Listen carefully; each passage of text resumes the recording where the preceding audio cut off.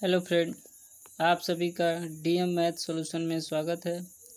आज हम यूरोप देश के बारे में चर्चा करेंगे।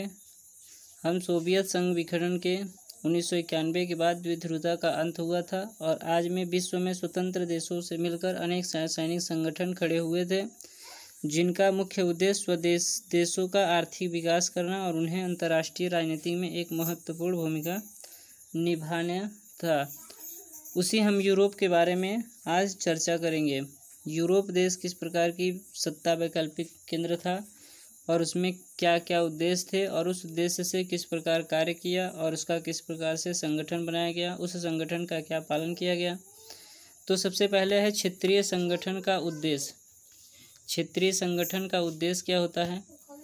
तो कोई भी संगठन, क्षेत्रीय संगठन चार्टर ने सत्यता को सामूहिक आत्मरक्षा का एक साधन माना गया है। चार्टर द्वारा यह व्यवस्था की गई कि आपसी विवादों को निपटने के लिए क्षेत्रीय संगठनों का प्रयोग किया जा सकता है। अपनी आर्थिक व्यवस्था को, अपनी आत्मरक्षा को और क्षेत्रीय समूह को व्यवस्थित करने के लिए या राजनीतिक संबंधों को व्यवस्थित करने के लिए यह संगठन का निर्माण किया जाता है। जिस प्रकार से नाटो का संगठन अमेरिका द्वारा किया गया था और अन्य कई देशों से जोड़कर उसमें राजनीतिक आर्थिक व्यवस्थाएं की गई थी और शक्तियों का बंटवारा किया गया था, उसी प्रकार से यूरोप में भी यह एक सामूहिक व्यवस्था किया जा रहा है, जो चार्टर द्वारा व्यवस्था बताया गया कि आपसी विवादों को निपटने के लिए, आपस में किसी प्रकार का विवाद हो तो उसे निपटा जाए, कोई भी उसमें युद्ध न हो, कोई भी लड़ाई झगड़े न हो, वह हम आपस में एक दूसरे से सहयोग से निपट लें, मतलब समझ लें। तो ये था पहला उद्देश्य। दूसरा उद्देश्य क्या है? दूसरा उद्देश्य था यूरोपीय संघ का निर्माण। यूरोपीय संघ का अर्थव्यवस्था को लेकर एक नया गठन, पुनर्गठन मतलब नया गठन का एकीकरण के लिए हुआ और इसमें पश्चिमी यूरोप के देश, कहाँ के? पश्चिमी यूरोप के देशों ने अमेरिका की एक योजना के तहत, अमेरिका ने एक योजना बनाया। अमेरिका ने एक योजना बताई कि आप इस प्रकार से कार्य करेंगे तो आपका कार्य सफल होगा। तो उसके द्वारा यूरोपीय आर्थिक सहयोग संगठन, यूरोप में एक आर्थिक सहयोग संगठन का निर्माण किया गया, जिसमें सभी लोग अपना अपना सहयोग प्रदान करेंगे। तो और यूरोपीय आर्थिक सहयोग organisation for European economic cooperation की स्थापना हुई। कब हुआ? 1948 में। फिर उसके बाद 1948 से लेकर 1952 तक इसके बारे में चर्चाएं चली, उसकी व्यवस्थाएं चली और व्यवस्था किस प्रकार से हुआ इसके बारे में हम आगे पढ़ेंगे। और फिर उसके बाद दूसरा व्यवस्था कब हुआ? दूसरा समुदाय का गठन कब हुआ? 1957 में इसने यूरोपीय आर्थिक समुदाय, यूरो इकोनॉमिक कम्युनिटी, एक नया आर्थिक समुदाय का एक कम्युनिटी बनाई गई और उसका बहुत बड़ा कम्युनिटी 1957 में बना। फिर उसके बाद यूरोप का भी कंडीशन वैसा ही था जैसे यूरोप का था और जैसे सोवियत संघ का था। सोवियत संघ भी 1991 तक अपने संघर्ष लड़ता रहा, उसी तरीके से यूरोप भी अपने आर्थिक संगठन को 1992 तक लड़ाई करता ही रहा। फिर लास्ट में उसका गठन हुआ। तीसरा 1993 में आर्थिक समुदाय ने यूरोपीय संघ, यूरो यूनियन का स्वरूप ग्रहण कर लिया। फिर उसके बाद एक नया यूरोपीय संघ बना, जो एक यूनियन, एक बहुत बड़ा उद्देश्य यूनियन बनाया गया। फिर उसके बाद आसियान उद्घोषणा में 5 राज्यों ने, इंडोनेशिया, मलेशिया, फिलीपींस, सिंगापुर और थाईलैंड ने हस्ताक्षर किए थे। बाद में कई और देश इसके साथ सदस्य बन गए। एशियन एक संगठन है, इस संगठन का निर्माण किया गया था। इस संगठन में और भी पड़ोसी देश भी इसमें भाग लिए थे। इसमें क्या उसका संगठन का मेन उद्देश्य था? आर्थिक, सामाजिक, सांस्कृतिक, तकनीकी और वैज्ञानिक क्षेत्रों में आपसी सहयोग का बढ़ावा देना। मतलब हमें आर्थिक में, चाहे समाज में, चाहे संस्कृति में, तकनीकी में या फिर वैज्ञानिक क्षेत्र में हम एक दूसरे का आपसी सहयोग का बढ़ावा देंगे। इसमें जुड़ने वाले हमारे और भी कई देश थे। और देश क्या थे? और एक दूसरा बना था दक्षिण एशिया क्षेत्रीय सहयोग संगठन। एक और संगठन का निर्माण हुआ था उसी समय, दक्षिण एशिया क्षेत्रीय सहयोग संगठन। मतलब दक्षिण में जो एशिया क्षेत्र था उसका सहयोग किया जाएगा। दक्षिण एशिया में हमारा भी देश आता है। उसमें कौन कौन से देश थे? भारत, बांग्लादेश, नेपाल, श्रीलंका, पाकिस्तान, भूटान, मालदीव और अफगानिस्तान, इतने देश शामिल हुए थे। इन देश किस में आते हैं? तो दक्षिण एशिया में आते हैं। और ये देश आपसी सहयोग के लिए यह संगठन का निर्माण किए थे। यह था दक्षिण एशिया। फिर उसके बाद क्षेत्रीय संगठनों के गठन पर भौगोलिक निकटता का भी इस पर प्रभाव डाला गया था। इसमें आप देखिए वो था आर्थिक और सामाजिक राजनीतिक था, लेकिन इसमें क्या है भौगोलिक स्थिति। भौगोलिक स्थिति को सुधारने के लिए दक्षेश का जो सदस्य थे भारत, पाकिस्तान, बांग्लादेश और सभी जो देश थे, इन सभी देशों के साथ यह पड़ोसी राष्ट्र थे और ये पड़ोसी देश के बीच सहयोग और मित्रता के रिश्ते हों, मतलब एक दूसरे के भाईचारे का व्यवहार हो, मित्रता हो, एक दूसरे से आयात निर्यात हो, इन सभी का हित इसी में निहित हो सकता है। नहीं तो लड़ाई से या झगड़े से किसी भी प्रकार का किसी भी समस्या का समाधान नहीं किया जा सकता। इसलिए इनमें मित्रता और रिश्तेदारी का भावना हो, जिससे एक दूसरे का विकास हो सके। उनके बीच संदेह की जो दीवारें थी, जो एक दूसरे के प्रति असंदेह था, वो संदेह को दूर करने के लिए भी यह संगठन का निर्माण किया गया। यदि टूट जाए तो करीब, यदि ये जो संदेह है वो टूट जाए तो यदि 162 करोड़ की जो आबादी वाला ये सारे देश हैं, ये अपने में संसाधनों का उचित विकास कर सकते हैं। ये अपना एक अच्छा उचित विचार कर सकते हैं और अपना विकास भी करने में सफल हो सकते हैं। इसी तरीके से यूरोप के बारे में पूरा दिया गया है। तो यूरोपीय संघ किस प्रकार से बनाया गया, अब यहाँ से देखिए स्टार्ट होता है, बहुत ही अच्छा। यूरोपीय संघ, सबसे पहले यूरोपीय संघ 1947 से बात होता है। कब से, क्योंकि द्वितीय विश्व युद्ध हुआ। द्वितीय विश्व युद्ध के बाद यूरोप अपना एक संगठन बनाना चाहता है, एक संविधान का निर्माण करना चाहता है। हर देश द्वितीय विश्व युद्ध के बाद एक नए संविधान में परिवर्तित हुआ है। 1947 ईस्वी में अमेरिका के विदेश मंत्री जॉर्ज मार्शल नहीं हैं, उन्होंने ही कहा था यूरोपीय उत्थान कार्यक्रम प्रस्तुत किया था। जॉर्ज मार्शल वो अमेरिका के विदेश मंत्री थे, उन्होंने ही यह उत्थान प्रस्तुत किया था। ये नहीं रहेगा। इसका उद्देश्य यह बताया गया था कि यूरोप का भूखी, गरीबी, आर्थिक अवस्था से मुक्त दिलाई जाए।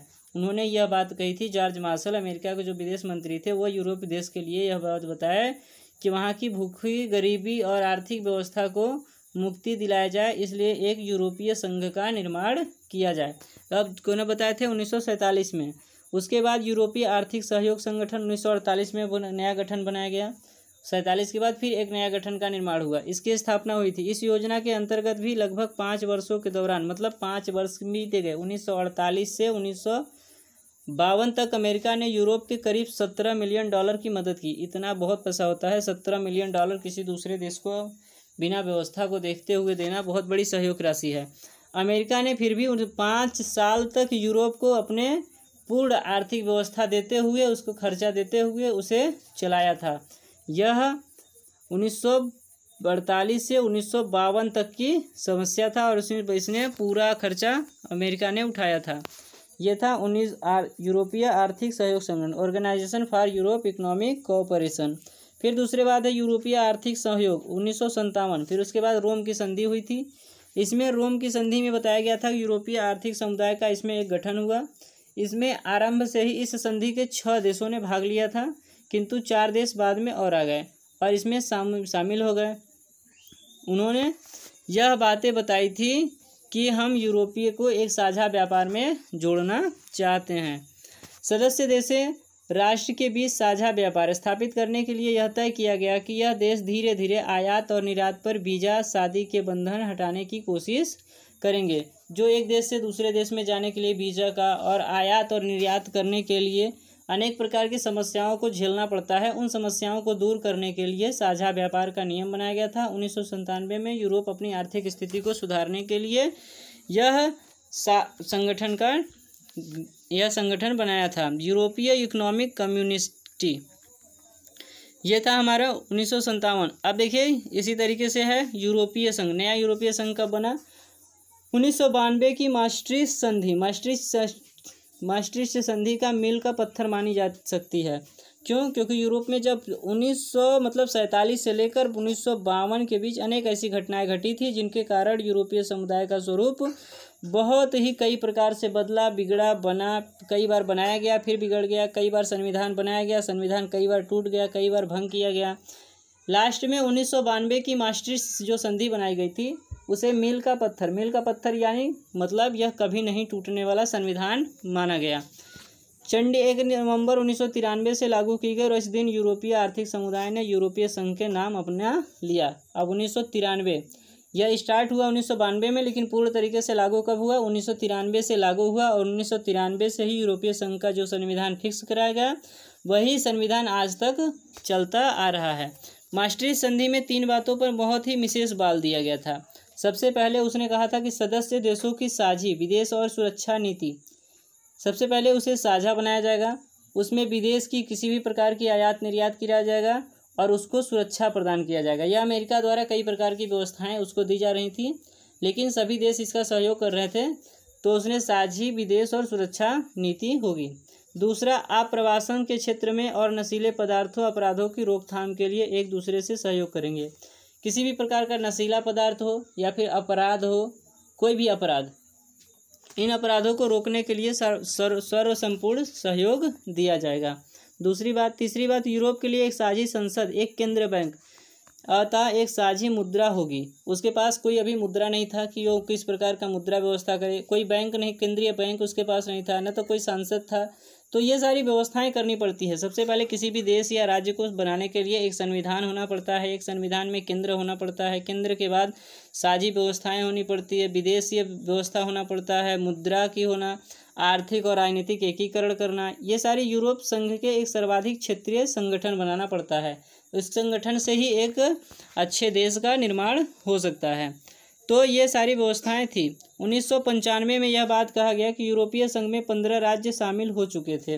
धीरे धीरे जब यूरोप ऐसे संगठन बनाता गया, धीरे धीरे बनाते बनाते उसमें 15 राज्य जुट गए और 15 राज्य जुटने के बाद एक अच्छा संविधान का निर्माण हो सकता था। लेकिन धीरे धीरे सोवियत संघ के विघटन के बाद इसमें भी कई देश वे शामिल हो गए जो किसी समय कम्युनिस्ट खेमे में हुआ करते थे। और भी जो 15 केंद्र राज्य थे सोवियत संघ के, वो भी सोवियत संघ के जो केंद्र राज्य थे वह राज्य अब किस में आना चाहते थे, वह भी अब यूरोप से जुड़ना चाह रहे थे। जैसे कि इस्तोनिया, हंगरी, लाटविया, लिथुआनिया और पोलैंड, यह देश 15 दिसंबर 2004 को यूरोपीय संघ के सदस्य बन गए। फिर इन्होंने 15 दिसंबर 2004 को यूरोप का देश ग्रहण कर लिया और उसके राज्य में शामिल हो गए। अब देखिए यूरोपीय संघ के अंग, यूरोपीय संघ के अंग होने चाहिए, क्योंकि संविधान का जो अंग बनाया जाता है उसी अंग के आधार पर सारे कार्यक्रम होते हैं और राजनीतिक या संवैधानिक कार्य प्रारंभ होता है और उसी पर आधारित होता है। लेकिन यूरोप के पास तो कोई संविधान था नहीं। यूरोपीय संघ का अपना एक झंडा और गीत और अपनी मुद्रा यूरो है, उसके पास मुद्रा यूरो के द्वारा ही यूरोप अपने पूरे देश को जितना भी कष्टदायक था, जितना भी आर्थिक स्थिति थी, सारे स्थिति को सुधारना यूरोप अपने यूरो से ही सुधारा है, जिसे यूरोपीय केंद्र बैंक में चेक करता है। यूरोपीय संघ के प्रधान अंगों और संस्थाओं के माध्यम से काम करता है। इसके प्रधान अंग निम्न हैं। कौन कौन है? यूरोपीय आयोग, सबसे पहला कौन है? यूरोपीय आयोग है। दूसरा यूरोपीय मंत्री परिषद है। तीसरा यूरोपीय संसद, जिसके सदस्य 5 वर्षों के लिए सीधे चुनाव लड़े जाते हैं। और चौथा है आर्थिक और सामाजिक समिति बनाना। पांचवा है न्याय अदालत, जो यूरोप संघ के गानों की व्याख्या करता है और सदस्य राज्यों के बीच विवादों को सुलझाता है। तो ये है यूरोप के अंग। ये 5 यूरोप के मेन अंग हैं। इन्हीं 5 अंग के आधार पर यूरोप पूर्ण तरीके से टिका हुआ है। तो यूरोप में मेन आयोग होते हैं, वहाँ के मंत्री परिषद, और यहाँ के जो सदस्य होते हैं उन्हें 5 वर्ष के लिए पंचवर्षीय योजना चुनाव बुलाई जाती है, जैसे हमारे भारत में भी होता है। उसके बाद है नोट। यूरोपीय संघ का झंडा सोने के रंग के 12 सितारों के एक चक्कर में से सजा हुआ है। हमारे यहाँ 24 तिल्लियों से बना हुआ है, अशोक चक्र है, लेकिन इसमें क्या है, इसका झंडा सोने के रंग के 12 सितारों के जैसे सितारे होते हैं, 12 सितारों सजा हुआ है। ऐसा क्रॉस व घेरा इस बात का प्रतीक होता है कि यूरोपीय संघ के सदस्य राष्ट्र पूरे एकता और तालमेल से काम करते हैं। अब देखिए, ये था हमारा पूरा यूरोप का अंग। लेकिन यूरोप का एक अंग और भी होता है, सैन्य शक्ति। जब बिना सैन्य शक्ति का कोई कार्य करना संभव नहीं है, तो हमारे पास जब तक सैन्य शक्ति नहीं होगा हम उस प्रकार किसी भी प्रकार के सैनिक कार्य काम नहीं करेंगे। लेकिन यूरोपीय देश के सशस्त्र सेनाओं पर इसका सीधे सीधे कोई नियंत्रण नहीं है, क्योंकि उसके पास अपनी सेना पूर्ण तरीके से नहीं है। इसलिए अपने आप में यूरोप संघ के सैन्य क्षमता सीमित है, उसकी क्षमता सीमित है, उसकी पावर कैपेसिटी पूर्ण तरीके से सीमित है। 2001 में यूरोप संघ के प्रमुख आय की शीघ्रगांव में प्रतिक्रियात्मक सेना का गठन किया गया जो तुरंत किसी लड़ाई में दखल दे सके, लेकिन कई सदस्य देशों आयरलैंड, डेनमार्क ने इस प्रस्ताव का विरोध किया। यूरोप यह भी चाहता था कि हमारा भी सेना संगठन हो। उसने एक सैन्य संगठन का निर्माण भी करना चाहा, लेकिन कई देश उस पर प्रतिक्रियात्मक नहीं दिए और उसका विरोध किए।